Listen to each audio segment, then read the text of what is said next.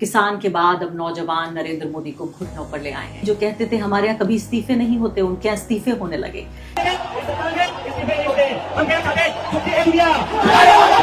आपको ये नहीं लगता कि ये इस्तीफे से शुरू हुई कहानी इस्तीफे पे आकर खत्म हो रही है? मूवमेंट्स क्या से क्या हो जाते हैं, ये समाज की संभावनाओं की सबसे खूबसूरत चीज भी है। एनटीए जो एग्जामिनेशन करवा रहा है, उन्हीं पैनल्स में से लोगों का नाम पेपर लीक करने के इन्वेस्टिगेशन में सामने आता है और एनटीए आज के समय में इसके अलावा कोई काम नहीं करता है। पेपर लीक माफिया को एक लेजिटिमेसी का फ्रंट प्रोवाइड करने का काम। ये नरेंद्र मोदी के अहम पे चोट है, उनके अहंकार पे चोट है, उनके पूरे हजारों करोड़ की जो उनका ब्रांड बनाया गया 56 इंच के सीने पे चोट है। नरेंद्र मोदी ने क्यों लिया इस्तीफा? धर्मेंद्र प्रधान तक तो ठीक था, अब लोग मेरा गला पकड़ रहे हैं, इसको निकालो जल्दी जल्दी, इससे पहले कि मेरी कुर्सी का जो मांग है वो और तेज हो जाए। प्रधान को ही खाली करवा दो। पुणे जिगर में डुबो ली हैं उंगलियां मैंने वैसे लिखा होगा उन्होंने, लग रहा था मुझे तो अक्षर भी उसके लाल नजर आ रहे थे। धर्मेंद्र प्रधान ने हमें दहशतगर्द बोला था और सही मायने में दहशत तो बिठा दी हमने उनके दिमाग में। अगर मैंने नहीं देखा होता सीएए का मूवमेंट तो मैं नहीं होती शायद आज एक एक्टिविस्ट।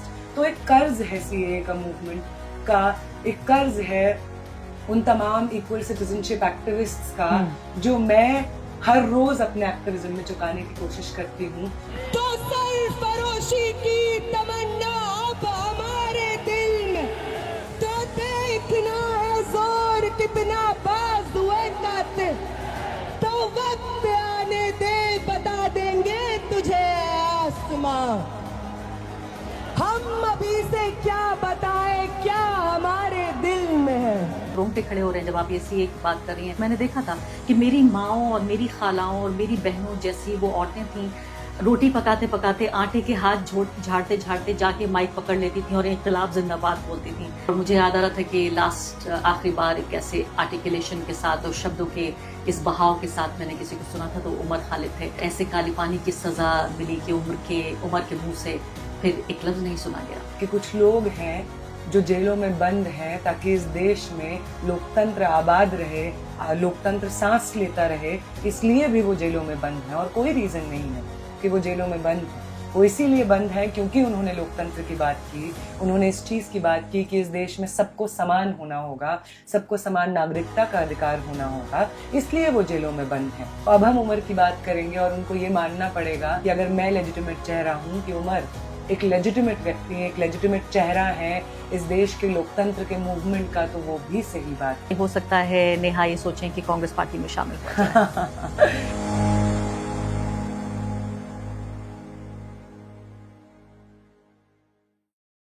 नमस्कार, इस खास कार्यक्रम में आपका बहुत बहुत स्वागत है। मैं हूं आरफा खानम शेरवानी। इस पॉडकास्ट में आज हम उसी मुद्दे पर चर्चा करेंगे जिसकी धूम पूरी दुनिया में है।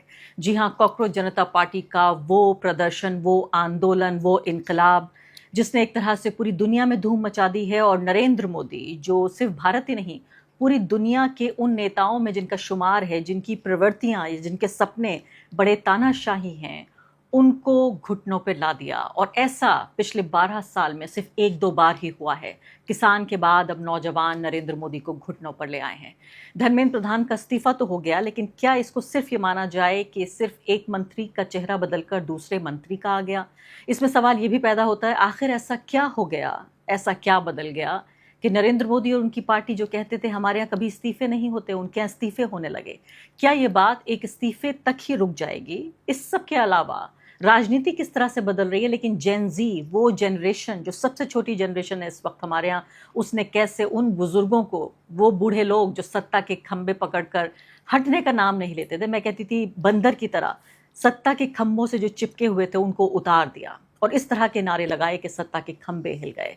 इस वक्त मेरे साथ उन्हीं हीरोज, उन्हीं नायिकाओं में से एक मेरे साथ नेहा बोरा मौजूद हैं। नेहा आयसा की अध्यक्ष हैं और साथ साथ वाम जो दल हैं उन्हीं का एक संगठन है आयसा।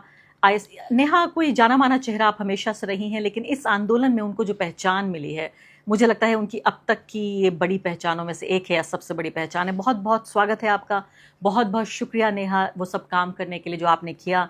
23 दिन तक उपवास करना, मैं और मेरी सहयोगी अभी यही बात कर रहे थे कि एक वक्त खाना न मिले तो आदमी मचल जाता है। 23 दिन तक आपने सब कुछ किया, लेकिन बहुत कम लोग ऐसे होते हैं जिनको अपनी तपस्या का फल मिलता है।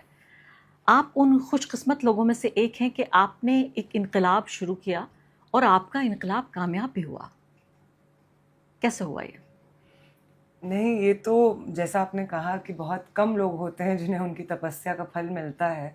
तो इससे पहले बहुत सारी तपस्याएं हमने की थी जिनका फल नहीं मिला या अधूरा रह गया, लेकिन वो सब एग्रीगेट हो करके अब इस मूवमेंट का फॉर्म ली और इस तपस्या का हमें फल मिला। और अब ये तपस्या का फल जो हमें मिल गया है, आगे आने वाली सब तपस्या कंप्लीट करने के लिए ऊर्जा भी मिल गई है, ये हुआ है। बाकी हंगर स्ट्राइक की कहानी तो बहुत दिलचस्प है। आप बहुत अच्छी बात कर रही हैं। एक बार इस पे भी सवाल पूछ लेती हूँ। आप कह रही हैं ऐसा नहीं है कि पहली बार आपने कोई नारा लगाया, तपस्याएं पहले भी की थी जिनका फल नहीं मिला था। तो ये अभी अभी निकली हुई कली नहीं है, ये खिला हुआ फूल है, बल्कि मैं कहूँगी ये बागीचा है। आप पहले से भी तमाम संघर्ष कर रही थी, सिर्फ देश को और दुनिया को अब ज़्यादा पता लगा। जी बिल्कुल। इनफैक्ट बाकी और चीज़ें तो छोड़िए, इवन इसी मुद्दे पे अगर पेपर लीक की ही हम बात करें या अगर एक समूचे एजुकेशन सिस्टम के ऊपर संघर्ष की बात करें, तो एक लंबे समय से हमारे यूनिवर्सिटीज़ में, कॉलेजेस में जो बदलाव आ रहे हैं उसके बारे में स्टूडेंट्स इस देश में बोल रहे हैं। मैं जब स्कूल से निकली और यूनिवर्सिटी में पहुंची, मैंने कभी नहीं सोचा कि मैं दुनिया को वैसे देखूंगी जैसे आज मैं देखती हूँ। अपनी दुनिया में एक जगह समझ पाना, मैं यहाँ क्यों हूँ, मेरा इतिहास से क्या वास्ता है, उन लोगों से क्या वास्ता है जिन लोगों को शायद मैं कभी नहीं जानूंगी, कभी नहीं देखूंगी, कभी नहीं मिलूंगी, उन सभ्यताओं से क्या वास्ता है जिन्होंने हमें इतना कुछ दे दिया लेकिन हम उनके बारे में जानते नहीं हैं या उनको विलेनाइज करते हैं। तो एजुकेशन का मतलब ही होता है कि आप जिस दुनिया में रहते हैं उससे अपना एक रिश्ता तलाशिए, चाहे आप बायोलॉजी में तलाशिए, फिजिक्स में तलाशिए, ये समझिए कि आप कौन से गुरुत्वाकर्षण के बल से इस दुनिया में बने हुए हैं, या आप सोशल साइंसेज में तलाशिए कि आप जिस इतिहास से आते हैं, आपकी भाषा जिस इतिहास से आती है, उस इतिहास का क्या मतलब था। एजुकेशन का मतलब होता है क्यूरियोसिटी, क्रिएटिविटी, इमेजिनेशन, इस सब को नर्चर करना। लेकिन हमारे देश में एजुकेशन सिस्टम अब वो काम नहीं करता है। हमारे देश में एजुकेशन सिस्टम सिर्फ मिनिमम पेइंग वेज पे काम करने वाले लोगों को मैन्युफैक्चर करता है, जिसके अंदर हर आकांक्षा, हर खूबसूरत चीज़ को जानने समझने की इच्छा मर चुकी है। और इस पे एक लंबे समय से स्टूडेंट ऑर्गेनाइजेशन, स्टूडेंट मूवमेंट बात कर रहा है। जब एनटीए को लाया गया, नेशनल टेस्टिंग एजेंसी, तो ऑलरेडी इस देश में बहुत ऑपोजिशन था एजुकेशन या एग्जामिनेशंस के सेंट्रलाइजेशन को लेकर के। तमिलनाडु की एक स्टूडेंट, अनीता नाम था उनका, जिनके भाई 20 तारीख को प्रोटेस्ट में आए थे दिल्ली में, उन्होंने आत्महत्या कर ली थी क्योंकि एक सेंट्रलाइज्ड मेडिकल एंट्रेंस फोर्स किया जा रहा था स्टूडेंट्स पे। और वो बार बार तमिलनाडु में बाकायदा स्टेट में मूवमेंट चलता है कि आप स्टेट गवर्नमेंट्स को करने दीजिए अपना एग्जामिनेशन। बाकी राज्यों में भी ये चलता है, लेकिन किसी को नहीं सुना जाता है।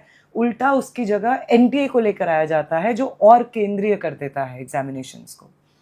और अब इतने सालों बाद 17-18 में आता है, अब हम क्या देख रहे हैं कि एनटीए जो एग्जामिनेशन करवा रहा है, उसके जो स्पेशलिस्ट पैनल्स बन रहे हैं पेपर ट्रांसलेट करने के लिए, पेपर सेट करने के लिए, उन्हीं पैनल्स में से लोगों का नाम पेपर लीक करने के इन्वेस्टिगेशन में सामने आता है। और फिर जब आप उन लोगों के बारे में और जानने की कोशिश करते हैं, आपको पता चलता है कि कोई दिनेश बिवाल हैं जो भारतीय जनता युवा मोर्चा के सदस्य हैं, कोई मनीषा मंघारे हैं जो एनटीए के पैनल में भी थी, वो भी भारतीय जनता युवा मोर्चा की सदस्य हैं, कोई पीवी कुलकर्णी है जिनको मास्टरमाइंड बताया जा रहा है, वो भी एनटीए के स्पेशलिस्ट पैनल में हैं। तो आपने सीधे सीधे एनटीए को एक फ्रंट बना लिया है जिसके पीछे पेपर लीक माफिया का पूरा ये गिरोह चलता है। और एनटीए आज के समय में इसके अलावा कोई काम नहीं करता है, पेपर लीक माफिया को एक लेजिटिमेसी का फ्रंट प्रोवाइड करने का काम। इसके खिलाफ हमारा एक लंबा समय से प्रोटेस्ट चल रहा है, मूवमेंट चल रहा है। एनईपी, वो नेशनल एजुकेशन पॉलिसी जिसने भाजपा के एजुकेशन को लेकर के तमाम मंसूबों को हमारे यूनिवर्सिटीज़ में सिस्टमेटाइज कर दिया है, वो पॉलिसी जिसके तहत हमारे सिलेबस को पूरी तरीके से बदल दिया जा रहा है। मैं यूजी में बीए में इंग्लिश लिटरेचर पढ़ती हूँ और मुझे नहीं लगता है कि आप इंग्लिश लिटरेचर पढ़ सकते हैं हिंदुस्तान में बिना पार्टीशन लिटरेचर पढ़े, बिना फैज़ को पढ़े, बिना मंटो को पढ़े। आज उनको निकाल दिया गया है इंग्लिश लिटरेचर के सिलेबस से इतिहास गायब कर रहे हैं, पॉलिटिकल साइंस से कास्ट गायब कर रहे हैं, इंडिपेंडेंस मूवमेंट से अंबेडकर को गायब करने की, जवाहरलाल नेहरू को गायब करने की जुडिशरी से अकाउंटेबिलिटी गायब कर रहे हैं, जुडिशरी से अकाउंटेबिलिटी गायब कर रहे हैं। ये बहुत ज़बरदस्त आप बात कह रही हैं। और पूरा सिस्टमेटिक जो रॉट है, जिसे हम भी कहते हैं कि व्यवस्था ही सड़ चुकी है, उस सड़ी हुई व्यवस्था के एक तरह के सिम्टम के तौर पर ये पेपर लीक जो है वो नज़र आ रहा है। ये समस्या नहीं है, मुझे लगता है ये सिर्फ एक तरह का सिम्टम है, एक लक्षण है एक बड़ी बीमारी की। आपने बड़े अच्छे तरीके से समझाया। हमें अपना सफ़र बताइए कि आप वाम दलों से जुड़ी रही, लेफ्टिस्ट आपकी आइडियोलॉजी है, आप आइसा की अध्यक्ष हैं। ऐसे में कॉकरोच जनता पार्टी जो ये तो कहते हैं हम तो, हमारी तो कोई राजनीति नहीं है, हमारी तो अपनी कोई पॉलिटिक्स नहीं है, विचारधारा नहीं है, हम तो लेफ़्ट राइट सेंटर कुछ नहीं है, हम तो सिर्फ युवाओं के मुद्दे उठा रहे हैं। कभी इन्होंने स्टैंड भी नहीं लिया। वो अलग बात है कि बाद के दिनों में खुद वहाँ बैठे हुए जो छात्र थे वो कहने लगे कि नरेंद्र मोदी सबसे बड़ी समस्या है, लेकिन उन्होंने एक छोटी मछली को पकड़ के कहा कि भाई हमारे ये एजुकेशन मिनिस्टर, इनका इस्तीफ़ा ले लीजिए। ऐसा नहीं है कि सरकार बर्खास्त करने की बात हो, लेकिन आप तो आइडियोलॉजिकली ख़िलाफ़ हैं नरेंद्र मोदी के। आप सीजेपी के साथ कैसे जुड़ी, फिर आपका इनका रिश्ता कैसे बना?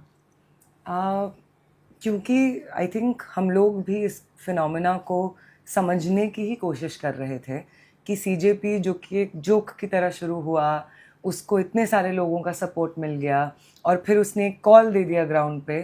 तो जब ये कॉल दिया, पहला कॉल जब आया 6 जून का, अगर मैं सही हूँ तारीख के मामले में, तो हम लोग भी बहुत समझना चाह रहे थे कि क्या है, क्या हो रहा है, क्या नहीं हो रहा है। 6 जून से कुछ दिनों पहले हमारा मिनिस्ट्री ऑफ एजुकेशन पे एक प्रोटेस्ट कॉल था। उसी प्रोटेस्ट कॉल से डिटेन होके जब हम वापस आ रहे थे तो अभिजीत दीपके ने कांटेक्ट किया था हमें संगठन में, और उन्होंने बोला था कि उन्हें हमारा नंबर मिला था क्योंकि दिल्ली में स्टूडेंट ऑर्गेनाइजेशंस वो एक कॉल दे रहे हैं और वो चाह रहे थे कि स्टूडेंट ऑर्गेनाइजेशंस के साथ में वो काम करें। तो जब उन्होंने अपने तरफ से हमें अप्रोच किया तो हमने सोचा कि बिल्कुल, अगर कोई सामने से कह रहे हैं कि आप एक स्टूडेंट ऑर्गेनाइजेशन है, आपका ग्राउंड पे मूवमेंट को खड़ा करने का, उसको डायरेक्शन देने का एक्सपीरियंस है, हम आपसे मदद मांग रहे हैं, तो हम क्यों उनकी मदद नहीं करेंगे। तो हमने बिल्कुल उनके साथ बातचीत की। फिर उसके आगे आने वाले दिनों में हमने और जो लोग उनसे एसोसिएटेड थे, जो स्पोक्स पर्सन्स नियुक्त हुए थे, उनसे बातचीत की। और फिर 6 के दिन जब अभिजीत दीपके खुद पहुँचे यहाँ पे दिल्ली में, तो तब हम लोगों ने साथ में, जो भी लोग वहाँ पे जर्नलिस्ट या लोग मौजूद होंगे, उन्होंने देखा होगा कि जो स्टूडेंट ऑर्गेनाइजेशंस थे, क्योंकि उन्हें जंतर मंतर एक एज अ बतौर स्पेस का मालूम था कैसे होता है अरेंज, वहाँ पे जो थाना पड़ता है वहाँ के लोगों के साथ हमारा बातचीत है, चाहे वो SHO हों, DCP हों वगैरह हों, उनसे हमारा एक वर्किंग रिलेशनशिप है। परमिशन से लेकर के लीगल क्या हो रहता है, स्टेट सेटअप, ये सब मतलब स्टूडेंट ऑर्गेनाइजेशन होने के नाते आपको मालूम रहता है। तो वो सब मदद हम लोग करते हैं सीजेपी के साथी बोलते भी हैं, वो अप्रिशिएट करते हैं कि हमने मदद किया, थैंक यू बोलते हैं। तो ये हमको लगता है कि बहुत जेन्युइन एक अटेम्प्ट है उनका स्टूडेंट ऑर्गेनाइजेशंस के साथ में एक रिश्ता बिल्ड करने का। हम इसे अप्रिशिएट भी करते हैं, लेकिन तब भी हम कॉशियस रहते हैं कि ये क्या राजनीति चुनेंगे आगे, और क्या करने की कोशिश कर रहे हैं, क्या करने की कोशिश कर रहे हैं। क्योंकि जब कहा जाता है कि जब ये कोई कहता है कि हमारी, पूछा जाता है कि भाई आप कैसे इंसान हैं, तो कहा जाता है कि भाई अपनी पॉलिटिक्स बताइए, आप क्या है। मतलब आप तो किसी के साथ खाना खाना या दोस्त बनने से पहले भी पूछते हैं कि पॉलिटिक्स क्या है। आप तो इतने बड़े इनकलाब की बात कर रही थी। बिल्कुल, और हम लोग इसीलिए बहुत, तो आपने ठोक बजा लिया था उनको, हाँ। इससे पहले कि आपने ये तय किया कि आप इस मुहिम का हिस्सा बनेंगी, आपने ठोक बजा लिया था कि ये ढंग के लोग हैं और वाकई ये बदलाव में दिलचस्पी है। क्या सीजेपी शुरू से ये चाहती थी, क्योंकि मैं जानती हूँ आप आइडियोलॉजिकली, मुझे करेक्ट भी कीजिए अगर मैं सही ना हूँ, कि वाम दलों को तो ये एक इन प्रिंसिपल इशू है कि भाई भाजपा जैसे भगवा जो पार्टियां हैं उनको पॉलिटिक्स में या सत्ता में नहीं होना चाहिए, नरेंद्र मोदी को प्रधानमंत्री नहीं होना चाहिए। सही है? बिल्कुल बिल्कुल। लेकिन दीपके और सौरभ तो ऐसा नहीं मानते। नहीं, मुझे लगता है कि सौरभ हो या दीपके हों, इनफैक्ट सौरभ के साथ हमारा CJP इस फिनोमेना से पहले भी एक वर्किंग रिलेशनशिप था। अच्छा। दिल्ली में अलग अलग प्रोटेस्ट में हम उनसे मिलते थे, वो खुद एक लीगल जर्नलिस्ट रहे हैं, तो हम पढ़ते भी थे वो जो लिखते थे और हम अप्रिशिएट करते थे। हमें मालूम था कि उनका समझदारी पॉलिटिकली तो सही है चीज़ों पे, अलग अलग समय पे ये हमें मालूम चला भी है। तो उनके साथ एक रिलेशनशिप डेवलप हुआ जिससे एक बेसिक ट्रस्ट इस्टेब्लिश हुआ। लेकिन मैं ये कभी नहीं कहूँगी कि हमें पूरी तरह अश्योर्ड था कि वो क्या करेंगे। हाँ, हमें इस चीज़ की पूरी गारंटी थी कि अगर हम इनके साथ में इस मूवमेंट में सहयोग कर रहे हैं, कोई भी कामकाज कर रहे हैं, तो जब तक जितना पॉलिटिकल कमिटमेंट हम में है, वो तमाम पॉलिटिकल कमिटमेंट के साथ जिस मूवमेंट का हम हिस्सा हैं, उस मूवमेंट के प्राइमरी डिमांड्स के साथ में कॉम्प्रोमाइज़ हम नहीं होने देंगे, to the last of our ability and to the last of our strength. ये हमें भरोसा था और इसी शर्त पे भी, खुद पे भरोसा करते हुए भी हम इस मूवमेंट में गए थे। और जब धीरे धीरे अलग अलग शहरों में हम लोग गए, तो I think more than anything else जो फाउंडर हैं इसके, दीप के, अभिजीत दीप के, उनका जो एक पॉलिटिकल कमिटमेंट हमको अलग अलग जगहों पे दिखा, उससे हमें यकीन हुआ कि नहीं, ये लोग ऐसे तो नहीं है कि RSS के साथ में जाके मिल जाएंगे। एटलीस्ट इस चीज़ का हमें एश्योरेंस था जो चलिए, बहुत RSS जरूरी से था। नहीं मिलेंगे लेकिन आम आदमी पार्टी से मिल जाएंगे।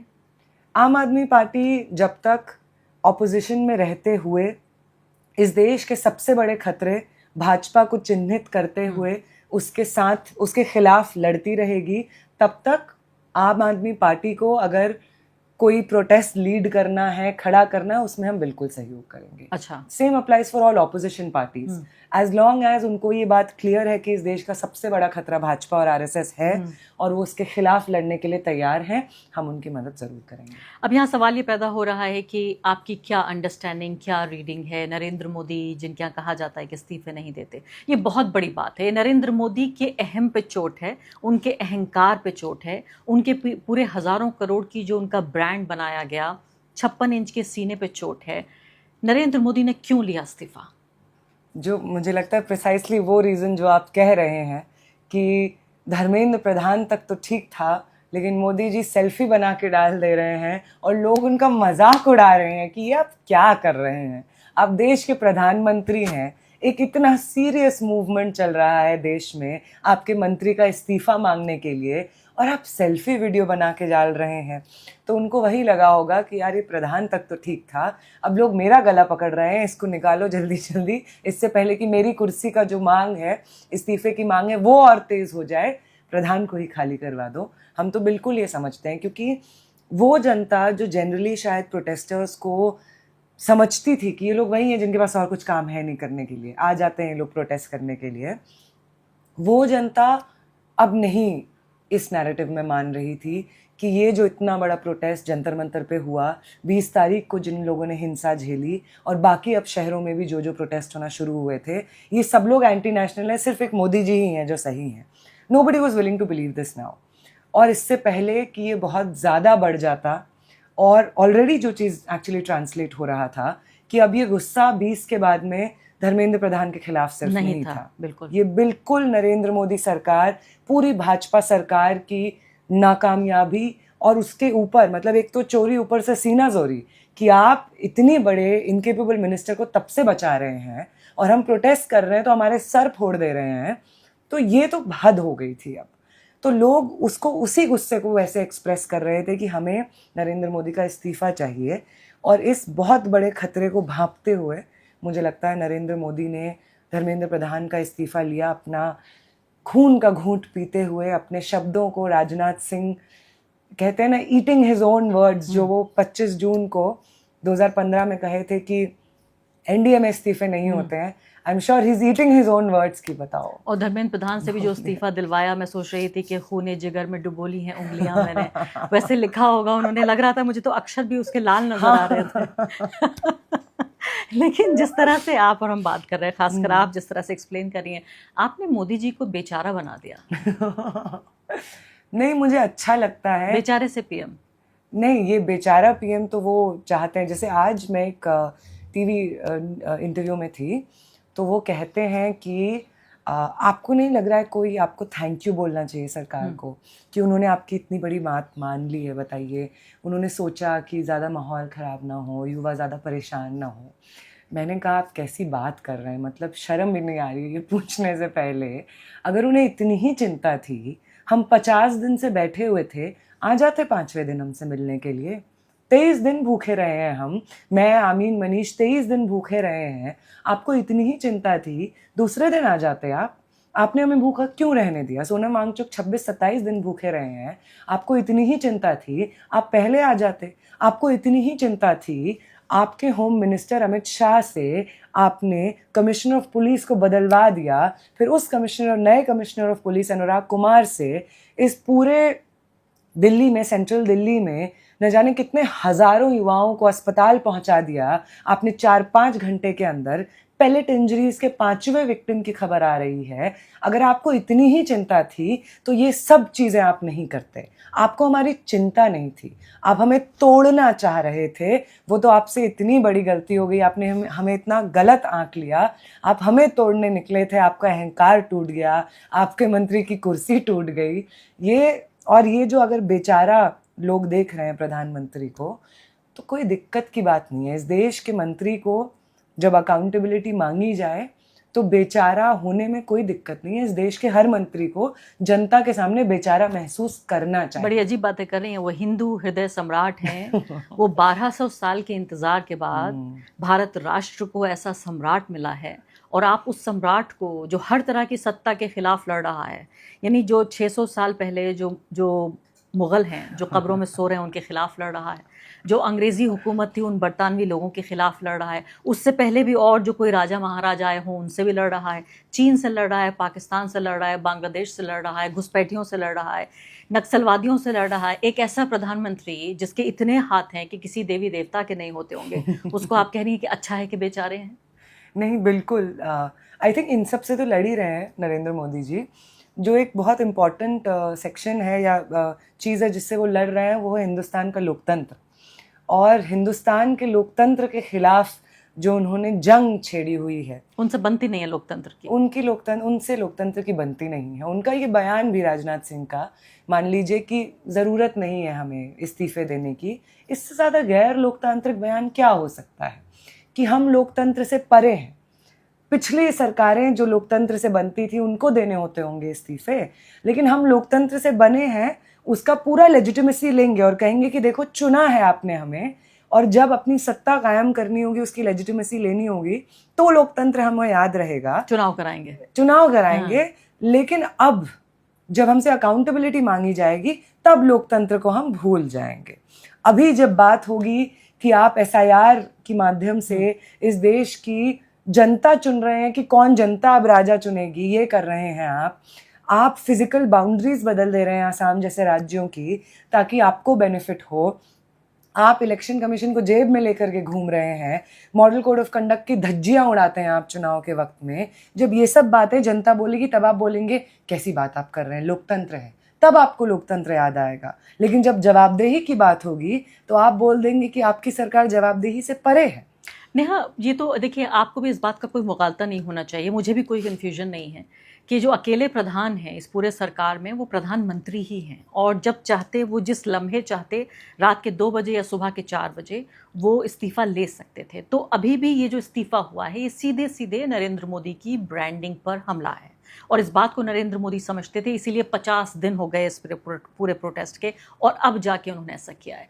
अभी हमने बेचारे मोदी का जिक्र किया, अब क्या हम डरे हुए मोदी का जिक्र करें? सिर्फ कुर्सी का उनको खतरा था या इससे ज़्यादा कुछ सोच रहे थे?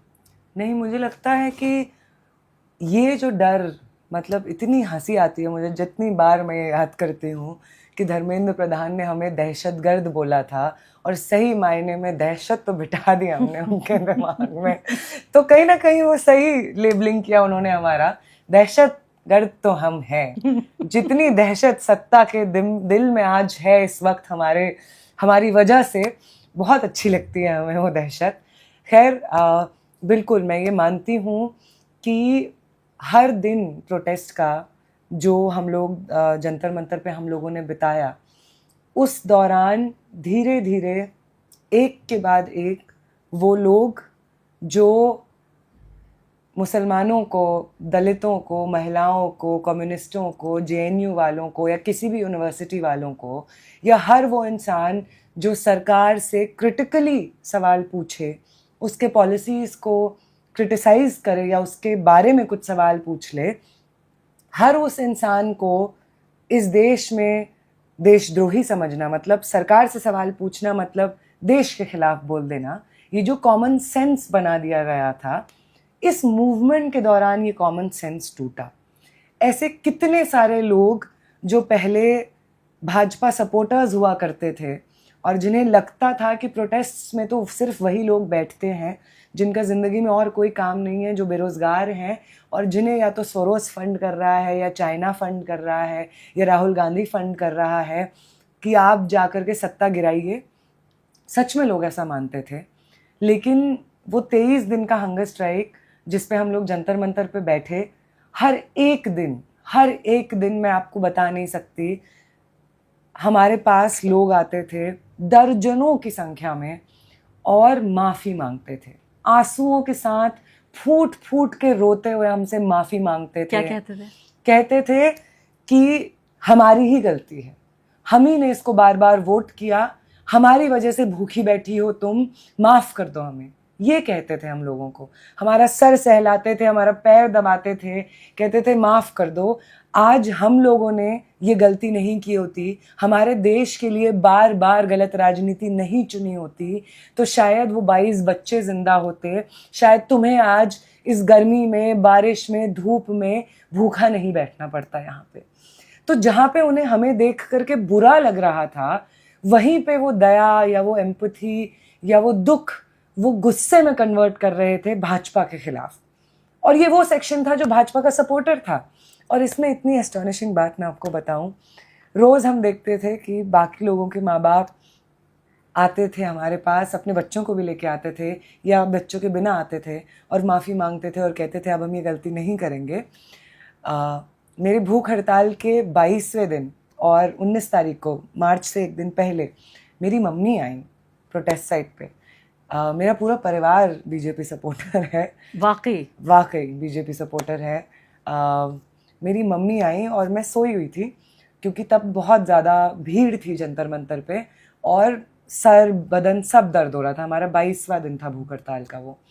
तो हम सो रहे थे और हमारे आसपास के जो आयशा के साथी थे वो डर रहे थे कि इनको जगाओ मत, या तो ये मर जाएंगे अगर इनको जगाएंगे, या तो ये इतना गुस्सा हो जाएंगे कि हमें मार देंगे। तो मुझे बहुत ऐसे एप्रीहेंसिवली साथी अभिज्ञान है, उन्होंने जगाया, बोला कि एक औरत आई है, वो कह रही है तुम्हारी माँ है। तो मैंने उसको ऐसे देखा कि मजाक का समय नहीं है मेरे पास, और मैं सो गई वापस। फिर 1 मिनट बाद वो आया, वो कहता, उसने कहा कि यार वो कह रही हैं कि वो बरेली से आई हैं और वो सच में तुम्हारी माँ है। तो मैंने कहा अच्छा। फिर मैंने चश्मा पहना क्योंकि मैं चश्मा खोल के सो रही थी। मैंने बोला कहाँ है? तो उसने भीड़ में ढूंढा और वहाँ पे मास्क पहन के सचमुच मेरी माँ खड़ी थी। मुझे यकीन नहीं हुआ। तो फिर मुझे लगा कि क्योंकि मेरी माँ को मैंने नहीं बताया था मैं भूख हड़ताल पे बैठ रही हूँ, उनको खुद पता चल गया था। और जब उन्हें पता चला उन्होंने कॉल किया और उन्होंने मुझे बहुत डांटा। उन्होंने कहा कि हर बार बैठ जाना है तुमको, क्या परेशानी है तुमको, कहाँ है वो बच्चे जिसके लिए तुम बैठ रही हो, वो तो बैठे नहीं हुए हैं, तुमको बैठ जाना है, तुमको और कुछ काम नहीं है। और फिर जो जेएनयू के बारे में बातें बोली जाती हैं कि जेएनयू वाले बस यही करते हैं, वो ये मानती थी। वो मुझे कह रही थी कि तुम जेएनयू वाले यही सब करते हो, यही तुमने वहीं से सीखा है, कुछ काम धाम करना नहीं है, पीएचडी कब जमा करोगी, क्या बैठने की ज़रूरत है भूख हड़ताल पे। बहुत उन्होंने डांटा। और मैंने कहा मम्मी मैं 5-6-7 दिन हो गया था भूख हड़ताल पे, मैंने कहा मेरे पास ना बिल्कुल एनर्जी नहीं है, हमारा बहुत डिसएग्रीमेंट होता है राजनीतिक। तो मैंने कहा अब आप ही मेरे पास डिसएग्रीमेंट करने का हिम्मत नहीं है, आप अगर कुछ इनकरेजिंग नहीं बोल रही हो तो फ़ोन रख दो, मेरा हो नहीं पाएगा। तो मैंने फ़ोन रख दिया।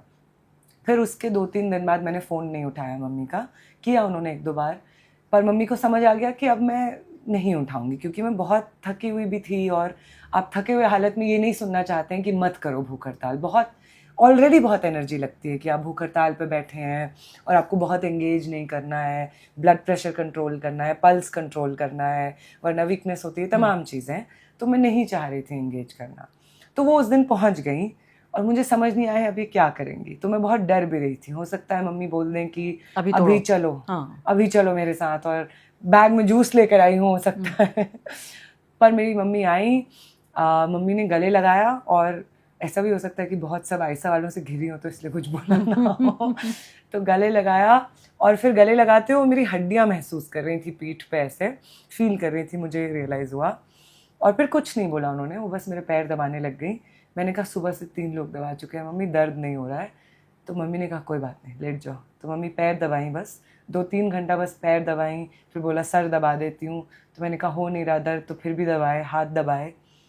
फिर रात में वो एक और आमीन मेरे साथ बैठे थे, उनकी दीदी आई थी, तो उनकी दीदी भी हमारे साथ पूरे समय थी। मतलब आई थिंक 3 हफ्ता हमारा भूख हड़ताल चला है। उस 3 हफ्ते में 3-4 दिन छोड़ के उसकी दीदी हर रोज़ हमारे साथ, वही हमारे साथ बैठती थी। उसकी मम्मी भी आई थी। तो आमीन की दीदी सहज और मेरी मम्मी चले गए रात में फिर, और सुबह 5:30 बजे मेरी नींद खुली। अगले दिन मार्च था, उसी दिन 20 तारीख को, और मेरी मम्मी भी आई हुई थी। तो मैंने देखा मेरी मम्मी 5:30 बजे वहाँ पे आई है। मैं तो खुशी उठी कि अच्छा 8:30 बज गया, भूख हड़ताल टूटेगी क्या भी। लेकिन फिर सुबह ही हुई थी, 5:30 बज रहे थे। तो मैंने कहा अच्छा ठीक है, तो मैं सो गई। मेरी माँ को मैंने देखा, मेरी माँ साइड में बैठी हुई थी एक सोफे पे, और सोफे पे बैठे हुए आसपास देख रही थी कि कैसे सब आयशा के लोग, हम लोग बिस्तर पे लेटे हुए थे भूख हड़ताल पे लोग, और बाकी आयशा के लोग ज़मीन पे सब सोए हुए हैं, एक दूसरे का सहारा लेकर, किसी की टांग पे, किसी के कंधे पे। और मेरी माँ बस ऐसे देख रही है कि ये लोग मेरी बेटी को बचाने आए हुए हैं, कि अगर कोई लेने जाएगा तो ये मेरी बेटी को बचाएंगे। और ये लोग उसको, 5 लोग पूछ रहे हैं कि कुछ खाना है, अच्छा वॉशरूम उसको जाना है तो 6 लोग उसके साथ जा रहे हैं कि कोई सवाल ना पूछ ले, कोई वीडियो ना बनाए कि ये जवाब दे दीजिए, या कोई फ़ोटो खिंचाने के लिए एनर्जी ना वेस्ट हो उसकी। मुझे ऐसा लगा कि मेरी माँ ये सब देख रही हैं। और फिर जिस दिन फिर जंतर मंतर पे मार्च था, और फिर फाइनली हर जगह पे टीयर गैस शेल्स ये सब हुआ, और फिर जंतर मंतर पे भी टीयर गैस शेलिंग हुई। मेरी मम्मी टीयर गैस शेलिंग होने, मेरी माँ ने सुने वो टीयर गैस शेल्स जो बाकी जगहों पे फेंके गए, उसकी आवाज़ जंतर मंतर तक आ रही थी। लाठीचार्ज जिन्होंने फेस किया वो सब लोग हमारे टेंट पे आके मरहम पट्टी करवा रहे थे। मेरी माँ ने वो सब देखा। मेरी माँ ने टूटी हुई हड्डियाँ देखी, एक की गर्दन इतनी सूज गई थी क्योंकि वहाँ पे लाठी पड़ी थी, वो देखा मेरी माँ ने। मेरी माँ ने देखा एक साथी का पैर पूरा छिल गया था, मतलब खून निकल रहा था, वो देखा मेरी माँ ने वहीं पे टेंट पे बैठे बैठे। और फिर मेरी माँ की ट्रेन थी, तो बस 15 मिनट वो टीयर गैस शेल लगते हुए मेरी माँ बची हैं, तो वो चली गई।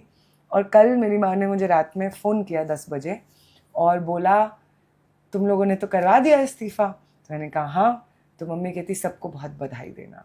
वाह। तो मैंने कहा सब माँ बाप बदल रहे हैं, तो और आपके मेरी माँ घर क्यों की नहीं? कहानी है ये, मेरी बिल्कुल। घर तो की आपको लगता है कि कहानी घर घर में माँ बाप बदल रहे हैं? घर घर में माँ बाप बदल रहे हैं, और इसीलिए मोदी जी को डर लगना बहुत चाहिए। डर लग रहा है, बहुत डर और लग बेचारे रहा हो है। रहे हैं। बेचारे हो रहे हैं अभी, क्योंकि और आप बेचारा जो होना कह रही बाकी हैं है। ये बात, हमसे भी बातचीत करते हुए कई ऐसे लोग थे, मैं और मेरी टीम वहाँ पहुँची हुई थी, जिसमें लोग ये कह रहे थे वहाँ पर कि अपने माँ बाप से लड़के आया हूँ, नंबर 1, नंबर 2 मुझे शर्म आ रही है कि मेरे माँ बाप बीजेपी के वोटर्स हैं, नंबर 3 अपने माँ बाप को बदलने की कोशिश कर रहा हूँ। तो ये जो छोटी जनरेशन है जेन ज़ी, ये मिलेनियल्स को और बूमर्स को सो कॉल्ड बदलने की कोशिश कर रही है। तो ये, यानी आप ये नहीं समझती कि ये सिर्फ एक बहुत ही लिमिटेड पर्पस के लिए एक मंत्री के इस्तीफा, पहली बात तो मुझे लगता था ये मांग ही अपने आप में बहुत अजीब थी कि हमें सिर्फ एक शिक्षा मंत्री का इस्तीफा चाहिए। मुझे लगता है इस्तीफा तो आरएसएस का मांगना चाहिए, क्योंकि ये पूरी एजुकेशन सिस्टम आरएसएस के इशारों पर चल रही है। आप देखिए तमाम यूनिवर्सिटीज़, हर जगह जो सड़न है ये इस विचारधारा की सड़न है, इसमें लोग खराब नहीं है। ऐसा नहीं है कि भारत के अधिकारी, आप सोचिए भारत की ब्यूरोक्रेसी, नेहरू जी ने जिसको स्थापित किया, जवाहरलाल नेहरू ने, उस ब्यूरोक्रेसी को सड़ा दिया है इन्होंने। ये तमाम ब्यूरोक्रेट्स ही तो हैं जो तमाम संस्थाओं को चलाते हैं। तो यहाँ मैं ये कहने की कोशिश कर रही हूँ कि आपको ये नहीं लगता कि ये इस्तीफे से शुरू हुई कहानी इस्तीफे पे आकर ख़त्म हो रही है, ये कहाँ जा रही है कहानी? नहीं, आप सही कह रहे हैं कि ये ऑफ कोर्स मूवमेंट शुरू हुआ था धर्मेंद्र प्रधान के इस्तीफे की मांग से, लेकिन वही है, मूवमेंट्स क्या से क्या हो जाते हैं, ये समाज की संभावनाओं की सबसे खूबसूरत चीज़ भी है। और मैं पॉलिटिक्स शायद करती भी इसलिए हूँ क्योंकि ये मैंने बार बार मूवमेंट्स में होते हुए देखा कि आप सड़क पे उतरे क्योंकि एक CAB आया और आपके मूवमेंट के चलते चलते वो CAA हो गया, एक्ट हो गया, और धीरे धीरे उसने इस देश को ये याद दिलाने की कोशिश कर दी कि आज जो तुम्हें बना दिया गया है भाजपा आरएसएस द्वारा, वो तुम कभी थे ही नहीं। वो सिखा दिया।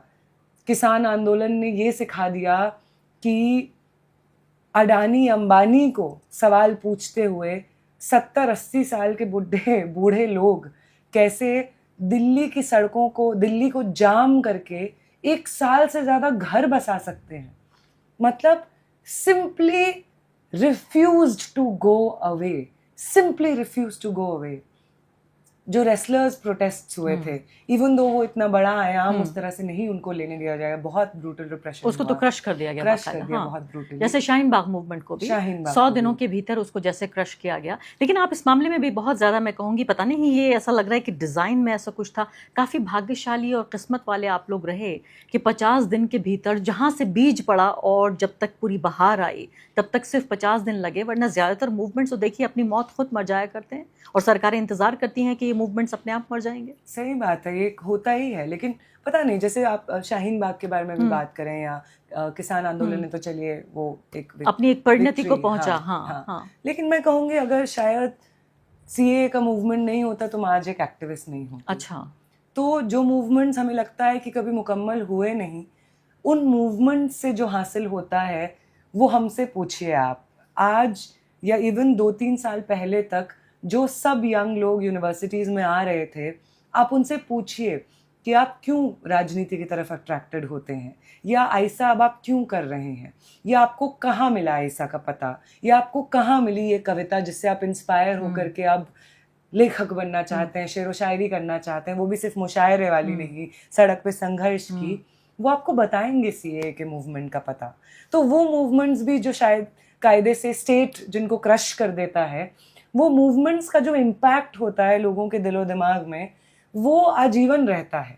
अगर मैंने नहीं देखा होता सीए का मूवमेंट तो मैं नहीं होती शायद आज एक एक्टिविस्ट। तो एक कर्ज है सीए का मूवमेंट का, एक कर्ज है उन तमाम इक्वल सिटीजनशिप एक्टिविस्ट्स का जो मैं हर रोज अपने एक्टिविज्म में चुकाने की कोशिश करती हूँ, जिन्होंने मुझे ये सिखाया कि दुनिया इस तरह से भी देखी जा सकती है, इस दुनिया से। और सीए में तो ये तो बहुत वन साइडेड था ना, मुसलमान लड़ रहा है, पूरा देश उसके खिलाफ हो जाए, जिसको मुसलमान से प्रॉब्लम है वो एक तरफ आ जाए क्योंकि मुसलमान लड़ेगा, सिर्फ ये नैरेटिव दे दिया गया था।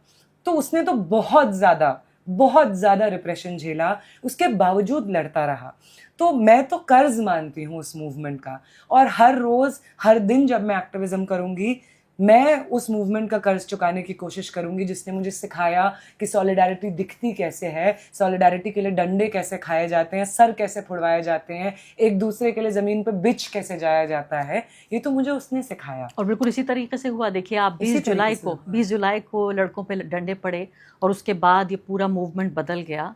ठीक उसी तरीके से जैसे 15 दिसंबर को जामिया में और उन स्टूडेंट्स की माओं ने मोर्चा संभाल लिया। ऐसी औरतें, मैं कहती थी, मैं खुद देखा था, सीए और रोंगटे खड़े हो रहे हैं जब आप ये सीए की बात कर रही हैं। ऐसा लगता था कि मैं एक पत्रकार से कहीं ज़्यादा बहुत जज्बाती तौर पे उससे जुड़ गई थी, क्योंकि मैंने देखा था कि मेरी माओं और मेरी खालाओं और मेरी बहनों जैसी वो औरतें थीं, रोटी पकाते पकाते आटे के हाथ झाड़ते झाड़ते जाके माइक पकड़ लेती थी और इनकलाब जिंदाबाद बोलती थी। पूरी एक नस्ल को बदल दिया था उस मूवमेंट ने। और आप ही नहीं, मेरे जैसे लोग भी कर्जदार हैं कि दुनिया को अलग नज़रिए से देखना सिखाया। पत्रकार के लिए हेडलाइंस लिखना और हेडलाइन बनना, इसके बीच का फ़र्क भी मिट गया। अब यहाँ पर बात ये हो रही है नेहा कि ये लोग जिनके पास 2 ऑप्शन हैं, जेनजी, अक्सर मैं देखती थी कि इन रीलों में इश्क होता था, कुछ घंटों के अंदर इन रीलों में इश्क से इनकलाब बन गया या इनकलाब से ही इश्क हो गया। तो ये भी जेनजी वापस लौट गया है या कुछ और करेगा ये? नहीं, जेनजी तो अब सीख गया है कि प्रोटेस्ट्स पे डटे कैसे रहते हैं, और वो गुस्सा जो अपने सीने में संभाले हुए हैं हम लोग, वो गुस्सा तो अभी भी नरेंद्र मोदी के लिए हम संभाले हुए हैं। और आगे आने वाले दिनों में तो हमारे लिए तो ये मूवमेंट ख़त्म नहीं हुआ है, स्टूडेंट ऑर्गेनाइजेशंस के लिए मूवमेंट ख़त्म नहीं हुआ है। मैं तो आगे आने वाले समय में अलग अलग राज्यों में जहाँ पे स्टूडेंट्स अपनी लड़ाइयाँ लड़ रहे हैं, हम तो बिल्कुल वहाँ जाएंगे। वहाँ पे जो मूवमेंट्स हो रहे हैं, जहाँ पे लोग अपनी लड़ाइयाँ लड़ रहे हैं, उन मूवमेंट्स को जाकर के हम मजबूत करेंगे। और एनटीए के खिलाफ, एनईपी के खिलाफ ये जो मूवमेंट है उसको और मजबूत करना तो अभी बाकी। सिर्फ एजुकेशन तक रखेंगे आप अपनी एक्टिविज्म को? ऑफ कोर्स नॉट, बिल्कुल ऑफ कोर्स नहीं। हम तो, मैंने कल भी यही बात कही कि ये जो जीत आज मिली है हमें, इस जीत की ऊर्जा को हमें अपने जितने अधूरे संघर्ष हैं उनको पूरा करने की तरफ लगाना है। चाहे वो संघर्ष हमारे जो यूनिवर्सिटीज से निकले हुए एक्टिविस्ट्स हैं, शर्जील हैं, उमर हैं, उनकी रिहाई में लगाना हो, चाहे वो इस वक्त मोहम्मद अली जौहर यूनिवर्सिटी के ऊपर जो अटैक हो रहा है उसके डिफेंस में आने की बात हो, या इनफैक्ट जो SIR का बुलडोज़र इस वक्त पूरे देश भर में चल रहा है उसके बारे में बात करना हो, डिलिमिटेशन की जो कोशिशें चल रही हैं उसके बारे में बात करना जौहर हो। से मुझे याद आया कि क्या CJP इस बात को शामिल करेगा अपनी मांगों में कि जौहर यूनिवर्सिटी के खिलाफ जो ये एक्शन होने वाला है उसको रद्द किया जाए? देखिए, CJP का तो मैं हिस्सा हूँ नहीं, लेकिन आयशा की वो मांग में हमेशा शामिल रहेगा, हमारे नारों में शामिल रहेगा। इनफैक्ट हमारी एक टीम जाने वाली है वहाँ पे सॉलिडारिटी देने के लिए और वहाँ पे स्टूडेंट से बात करने के लिए। वहाँ पे जो भी संभव प्रयास हमारी तरफ से चाहिए होंगे हम बिल्कुल वो एक्सटेंड करेंगे। आयशा जाने वाला है, कल परसों हम लोग एक टीम लेकर के जाएंगे एंड विल बी देयर। और राहुल गांधी के साथ जब आप नज़र आए, आपके साथ साथ JNU के और भी स्टूडेंट्स नज़र आए, ये सब कुछ कैसे हुआ? अचानक CJP के लोग वहाँ मौजूद नहीं थे लेकिन आयशा के लोग वहाँ पहुँच गए, मुझे ज़रा समझ में नहीं आया। एक्चुअली हम लोग राहुल गांधी से मिलने गए क्योंकि NSUI जो कि एक स्टूडेंट ऑर्गेनाइजेशन है कांग्रेस का, उनके साथ तो हमारे रिश्ते हैं ही। हम लोग साथ में यूनिवर्सिटीज़ में कामकाज करते हैं और NSUI और यूथ कांग्रेस अलग अलग जगह पे प्रोटेस्ट्स ऑलरेडी ऑर्गेनाइज कर रहा था। तो NSUI के जो प्रेसिडेंट हैं उनको मैं बधाई देती थी जब वो अलग अलग जगह पे प्रोटेस्ट कर रहे थे। वो भी हमारे मूवमेंट जो चल रहा था जंतर मंतर पे या बाकी जगहों पे, उनके स्पीचेस का मुझे भी रील भेजते थे और बोलते थे कि आप अच्छा बोल रहे हैं, आपकी तबीयत कैसी है हंगर स्ट्राइक पे, वो पूछते थे। तो एक बातचीत चल रही थी और लीडर ऑफ ऑपोजिशन होने के नाते हम राहुल गांधी से मिलने गए थे। उनसे इन्हीं सब चीज़ों पे बात हुई। इस वक्त जो देश का एजुकेशन सिस्टम ढह रहा है और ये बाय डिज़ाइन ढह रहा है, इसको ढाया जा रहा है। ऐसा नहीं है कि कुछ स्पेसिफिक इंडिविजुअल्स हैं जो करप्ट हैं, पूरा सिस्टम ही बदला जा रहा है और सिस्टम को इस तरह बनाया जा रहा है कि क्रिटिकल यंग माइंड्स उससे ना उभरें, compliant yes sir yes ma'am बोलने वाले दिमाग वहाँ से उभरें।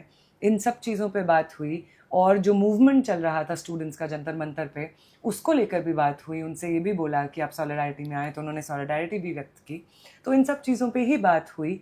इनफैक्ट आई थिंक अगर ये कुछ दिन और चलता तो वो आते, उन्होंने अश्योरेंस। लेफ्ट पार्टियों की तो सरकार भी रही है कांग्रेस के साथ, तो आपका तो साथ बड़ा पुराना है, ऐसा तो नहीं है? मुझे वहाँ कुछ ऐसा आभास सा हुआ, एक हिंट सा मिला कि हो सकता है नेहा ये सोचें कि कांग्रेस पार्टी में शामिल हो जाए। नहीं नहीं, हम जहाँ हैं वहाँ बहुत खुश हैं।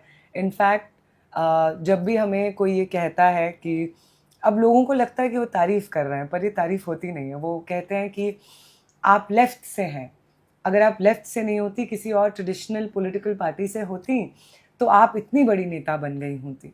तो हम उन्हें कहते हैं कि ऐसा नहीं है कि मुझसे ज़्यादा आर्टिकुलेट महिलाएं पॉलिटिक्स में नहीं हैं और बहुत सारी पॉलिटिकल पार्टीज से जुड़ी हुई हैं, लेकिन मैं लेफ़्ट में हूँ स्पेसिफिकली इसलिए आपको जो मैं कहती हूँ वो इतना पसंद है।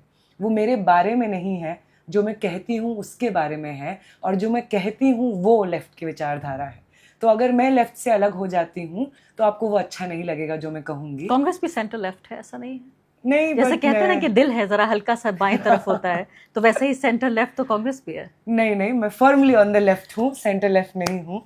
तो कांग्रेस में तो नहीं जाऊंगी। I wish them all the best. वो इस वक्त जो लड़ाई लड़ रहे हैं भाजपा के खिलाफ, वो एक बहुत इम्पॉर्टेंट लड़ाई है। एज एन ऑपोजिशन पार्टी बहुत इम्पॉर्टेंट है कि कांग्रेस भाजपा के खिलाफ इस लड़ाई को मजबूत करता रहे और बाकी ऑपोजिशन पार्टीज़ को भी यूनाइट करता रहे। इस तरीके के जन आंदोलन जो एक डायरेक्ट अटैक होते हैं सरकार के ऊपर और जिससे मोबिलाइज होता है सरकार के प्रति डिसकंटेंट और फ्रस्ट्रेशन, जस्टिफाइड डिसकंटेंट और फ्रस्ट्रेशन, उसमें सॉलिडारिटी देने का काम कांग्रेस लगातार करते रहे और तमाम ऑपोजिशन पार्टीज करते रहे। क्योंकि मैं सोशल मीडिया पे न जाने कितने लोगों को ये कहते सुना और आपको वो जानते भी नहीं थे। इनफैक्ट आपके पिछले 2-3 दिनों में जब से आपका टूटा है अनशन, उसके बाद से लोगों ने आपको ज़्यादा जानना शुरू किया मास लेवल पे। बाकी लेफ्ट लिबरल सर्कल्स में लोग ज़ाहिर है आपको जानते थे स्टूडेंट्स ऑर्गेनाइजेशन में, लेकिन बाकी ईमानदारी से आपको बता रही हूँ कि मूवमेंट के इतने दिनों के दौरान क्योंकि आप अनशन पे थी तो आपसे तो सुनने को भी नहीं मिला कि आपकी भाषणों के ज़रिए भी लोग समझ पाते। अचानक ऐसा लगा पिछले 48 घंटे में जैसे लोगों ने ये डिस्कवर किया कि नेहा बोरा नाम की कोई लड़की है। तो कोई कहता था ये लड़की जिसको नाम भी नहीं पता है, इसको तो पार्लियामेंट में होना चाहिए। मतलब मैंने इतने लोगों को ये कहते हुए सुना तो मैं ये सोच रही थी कि लेफ्ट में होने, देखिए इलेक्टोरल पॉलिटिक्स में लेफ्ट के तो बहुत अच्छे दिन नहीं चल रहे हैं, बाहर का नहीं है, खिज़ां का मौसम है वहाँ। हो सकता है कोई ऐसा दौर भी आए जहाँ फिर से लेफ्ट कहीं ना कहीं सरकार का हिस्सा बने या उसकी सरकार भी बने। तब तक आप इंतजार करेंगी? बिल्कुल, तब तक अभी तो बाल इंतजार काले हैं और करेंगे। सफ़ेद हुए तो कोई बात नहीं, वो दिन का इंतजार हम नहीं करेंगे, वो दिन हम लाएंगे, हम उनमें से हैं जब वापस पार्लियामेंट्री पॉलिटिक्स में भी लेफ्ट होगा। वो लोग होंगे जिन्होंने कभी अपना रिप्रेजेंटेशन अगर पार्लियामेंट में देखा तो लेफ्ट की तरफ से देखा। वो गरीब लोग, वो मजलूम लोग जिनकी लड़ाइयाँ अभी भी अधूरी हैं, उनकी लड़ाइयाँ मुकम्मल तब होंगी जब लेफ्ट होगा, क्योंकि वो पार्लियामेंट में होंगे। तो वो दिन का इंतज़ार हम नहीं करेंगे, वो दिन हम लाएंगे ज़रूर। बहुत बहुत खूब, बहुत अच्छी बात कही। आखिरी बात बिल्कुल, राहुल गांधी को अब आप इस पॉलिटिक्स में कहाँ देख रही हैं? राहुल गांधी ने इस मूवमेंट में भी हिस्सेदारी ली, हालांकि इसके एक ब्रांडिंग होने का भी खतरा था कि क्या ये कांग्रेस स्पॉन्सर्ड है, और जैसे ही प्रोटेस्ट खत्म हुआ आप पहुंच भी गई वहाँ मंच पर। हालांकि मैं सोच रही थी कि राहुल गांधी ने जिस तरह से मंच दिया आपको, और साथ साथ दानिश भी वहाँ पर मौजूद थी। नरेंद्र मोदी की वो खसलत है कि अगर 1000 साल भी नरेंद्र मोदी जिए तो भी उनकी ज़िंदगी में 5 मिनट नहीं आएंगे कि वो किसी को मंच दे दें या माइक दे दें। वो तब भी मन की बात करेंगे अगर 1000 साल जीते रहे। तो किस तरह से देख रही हैं आप, क्या इस मूवमेंट का इस्तेमाल कांग्रेस पार्टी ऑपोजिशन, जो पॉलिटिकल ऑपोजिशन है, इलेक्टोरल ऑपोजिशन है, क्या वो उठा सकता है या उठाना चाहिए या उठा रहा है? नहीं, जो नहीं उठा रहा है वो प्लीज़ उठाएं। पार्लियामेंट में इस बात का बिल्कुल फ़ायदा उठाइए कि इस देश की सड़कों पे जनता ने एक भारी, भयंकर और बहुत मैसिव ऑपोजिशन व्यक्त किया है सरकार के खिलाफ। और अभी भी सरकार में अगर कोई भी अटेम्प्ट हो आने वाले समय में इस गलती को झुकलाने के लिए कि आपने रेजिग्नेशन इसलिए दिया क्योंकि आपका कैबिनेट मिनिस्टर एक इनकेपेबल अनअकाउंटेबल मिनिस्टर था, तो पार्लियामेंट में इसमें बिल्कुल बात हो। हम तमाम लोग जो इस लड़ाई में शामिल रहे जंतर मंतर पे, हम तमाम लोग जो अलग अलग शहरों में इस लड़ाइयों में शामिल रहे, हम सब चाहते हैं कि हमारा ये जो लड़ाई और संघर्ष रहा है इसका बिल्कुल हमें एक ट्रांसलेशन इलेक्टोरल पॉलिटिक्स में भी देखने को मिले। ये हमारी दिली इच्छा है कि इलेक्टोरल पॉलिटिक्स में भी हमको हमारे ग्राउंड के मूवमेंट का ट्रांसलेशन देखने मिले।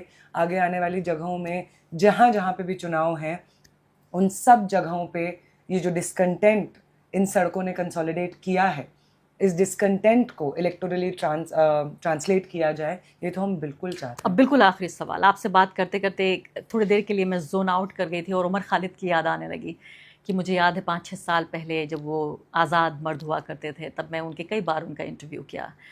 एक इंटरव्यूई और इंटरव्यूअर से ज़्यादा भी उमर को जानने का मौका मिला, और मुझे याद आ रहा था कि आखिरी बार एक ऐसे आर्टिकुलेशन के साथ और शब्दों के इस बहाव के साथ मैंने किसी को सुना था तो उमर खालिद थे।